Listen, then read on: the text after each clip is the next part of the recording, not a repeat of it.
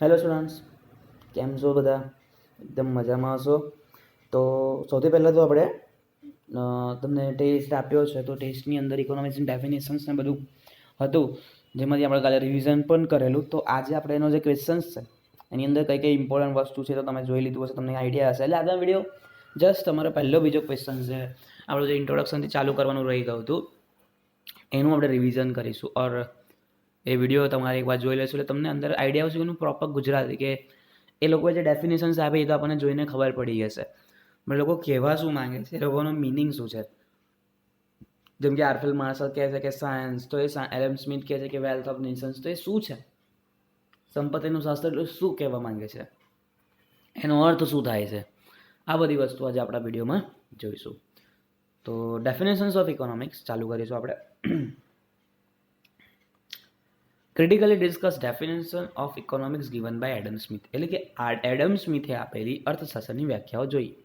તો કે the oldest economist such as Adam Smith, J B Say, J S Mill and so on are called as classical economist.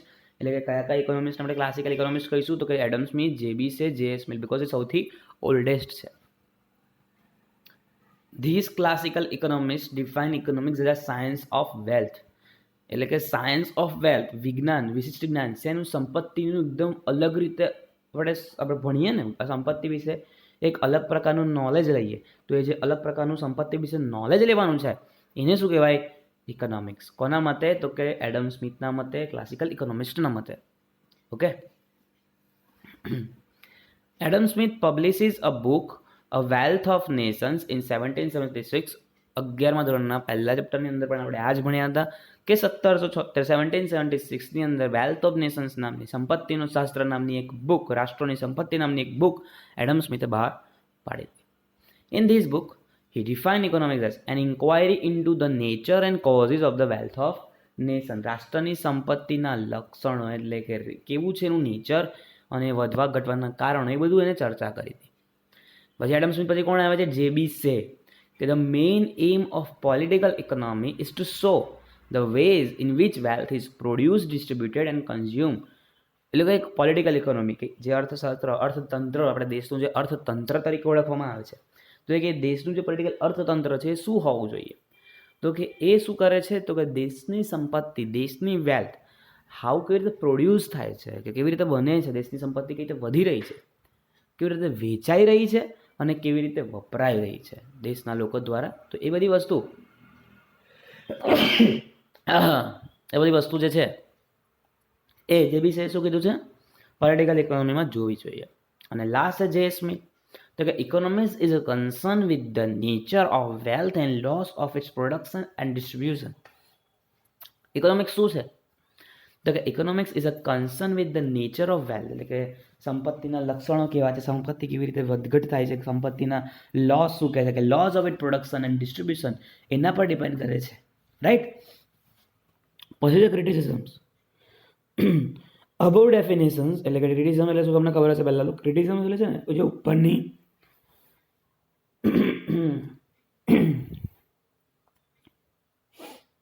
ઉપરની જે definition તમને મળી છે, તો કે જે ડેફિનેશન્સમાં શું ભૂલો છે, કે જે બીજા અર્થશાસ્ત્રી છે શું માને છે, એનાથી અલગ શું હોવું જોઈએ? ઇકોનોમિક એટલે કે અર્થતંત્ર શું એટલું જ છે, એમાં ઉમેરવા જેવું છે, એમાં ઘટાડવા જેવું છે, એમાં કંઈ ખામીઓ છે, એને કહેવાય ક્રિટિસિઝમ.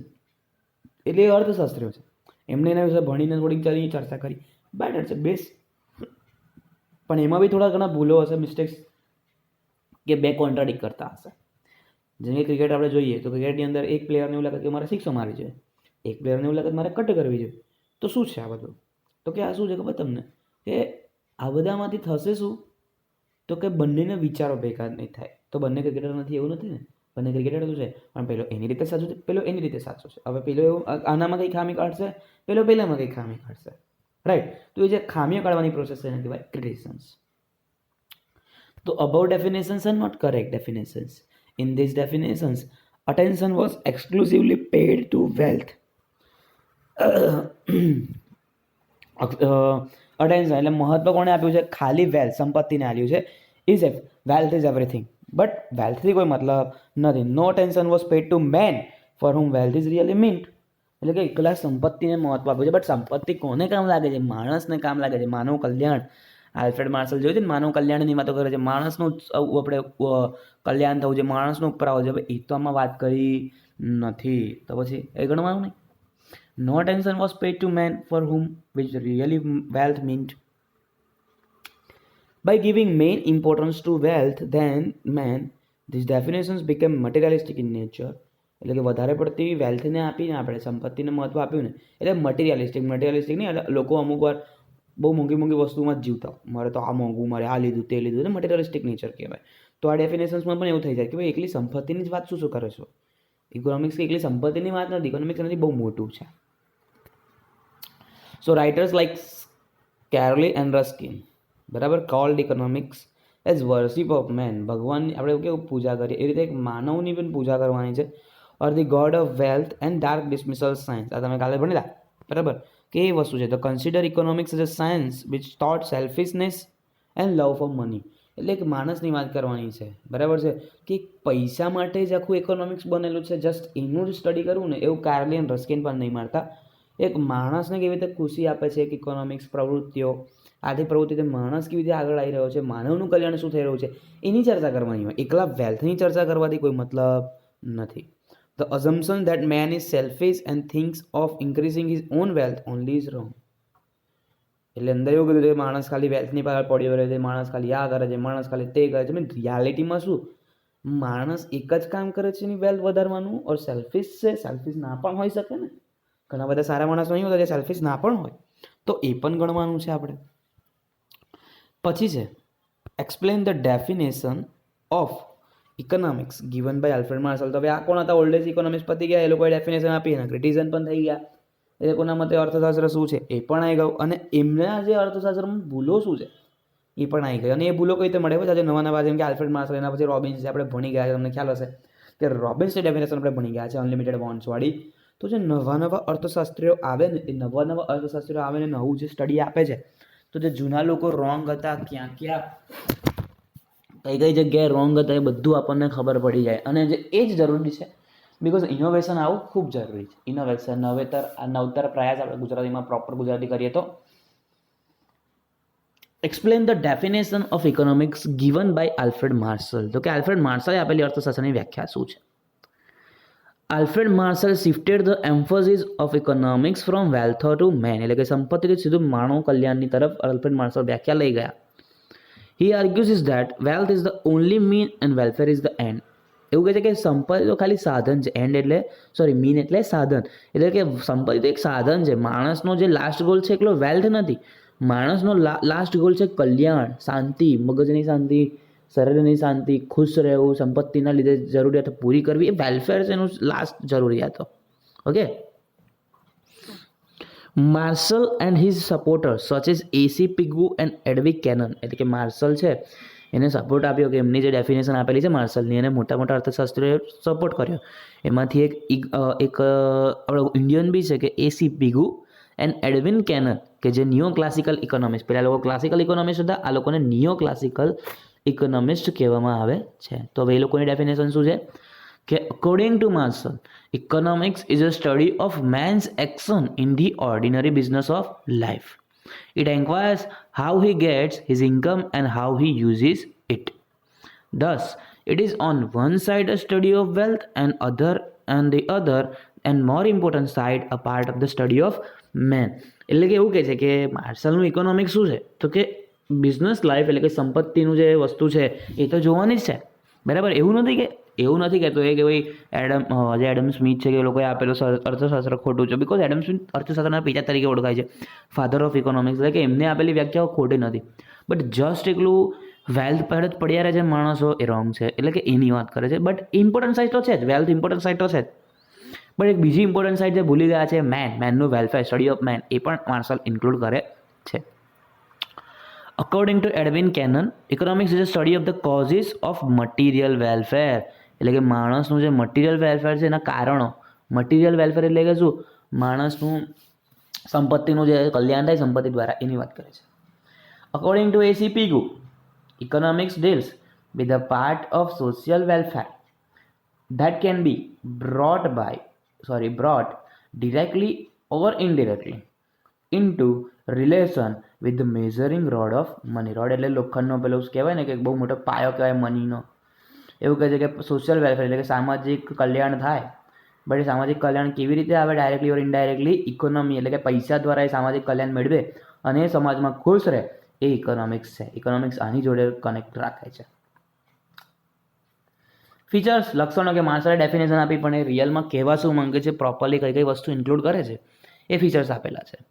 તો it gives primary importance to material welfare એટલે કે સૌથી પહેલાં તો એ મટીરિયલ જ એટલે કે વેલ્થને બધાને મહત્વ આપે છે, પણ માણસને.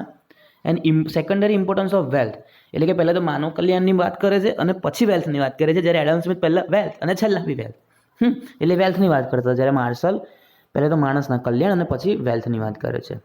According to Marshall, wealth is the mean and welfare is the end એટલે કે સંપત્તિ એક સાધન છે અને લાસ્ટ ગોલ છે માણસને ખુશ રહેવું. તો economics is the study of man's action and animals action, not animal action. પ્રાણીઓના આપણે એની વાત નથી કરતા, જસ્ટ માનવ જાતના જ કામ છે. That is studies economics activities of man only એટલે કે માણસ જે ઇકોનોમીની પ્રવૃત્તિ કરે છે એ જ ગણવાની આવશે. Economics studies only economics activities of man. The other activities like religious, આ તમને કાલે જ બનેલા કે માણસની પ્રવૃત્તિમાં ખાલી આર્થિક પ્રવૃત્તિઓને ધ્યાનમાં લેવી જોઈએ, બીજી બધી પ્રવૃત્તિઓને ધ્યાનમાં નહીં લેવાની, જેમ કે religious, social and political activities of man are not studied in economics. Economics is a social science because it studies man as a member of society. It does not study isolated man living in a jungle or cave. હવે જો જંગલમાં રહેતા પ્રાણીઓ અને એનિમલનું action માર્શલે કેમ ના લીધું? Because એ લોકો આર્થિક પ્રવૃત્તિ નથી કરતા, પૈસા માટે કામ નથી કરતા, એ લોકો ખાવાનું ખાય છે, જીવે છે, બસ નીકળી જાય છે. ત્યાં બી રહેતા જે આદિવાસી હોય છે એ પણ ઇકોનોમિક્સની લેંગ્વેજમાં ઇન્ક્લુડ નથી કરવાના, બિકોઝ સોશિયલ સાયન્સ છે. સોસાયટીમાં રહેતો માણસ જ કંઈક પ્રવૃત્તિ કરશે, વ્યવસ્થિત કામ કરીને જીવશે, તો એ જ ઇકોનોમિક્સને મતલબ છે, બીજા કોઈ જોડે મતલબ નથી. ઇકોનોમિક્સ ઇઝ અ કનેક્ટેડ એટલે કે concern with only material welfare or economics welfare of man એટલે કે માણસની જે કલ્યાણ છે એની જોડે સંબંધ ધરાવે છે. Thus according to Marshall, economics is not concern with wealth only, man concerns it with use of wealth. It studies activities of man like consumption, production, distribution and exchange of wealth. આ પણ કાલે એક MCQ હતો, consumption, production, distribution and exchange of wealth, right? Okay. હવે last છે criticisms, કે જે આપણા ક્વેશ્ચનનો લાસ્ટ શું કહેવાય પોઈન્ટ છે કે ક્રિટિસિઝમ્સ કે the professor Robbins and others have criticise welfare. રોબિન્સને આપણે ભણી ગયા ડેફિનેશન્સ, તો એના નંબરનો ક્વેશ્ચન બાજુમાં તમને દેખાતો હશે, બટ એને ક્રિટિસિઝમ્સ આપેલા કે એને એમાંથી ખામીઓ કાઢીને પોતાનું લાસ્ટ લેટેસ્ટ ઇકોનોમી બનાવ્યું. તો it is a classificatory. It classified all activities of man into two parts like economic activity, non-economic. But this classification is unscientific because all activities are directly or indirectly economic. સીધી વસ્તુ છે.